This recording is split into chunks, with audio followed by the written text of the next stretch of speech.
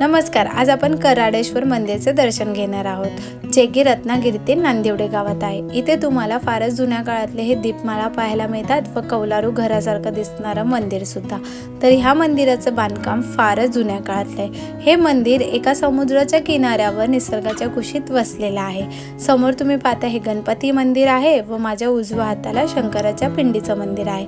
आतमध्ये जाऊया, हे आहे इकडचं सभागृह। तर समोर तुम्ही पाहता ही नंदी आहे, नंदीचं दर्शन घेऊन आता आपण आतमध्ये जातोय, ते आहे गर्भगृहात।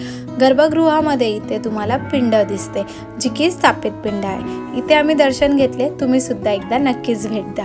इथे दर्शन घेऊन आम्हाला फारच प्रसन्नमय वाटलं। तिथे दर्शन घेऊन आता आम्ही आलो ते आहे गौमुख कुंड पाहायला।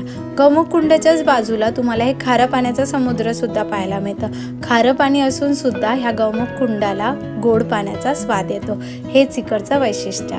धन्यवाद।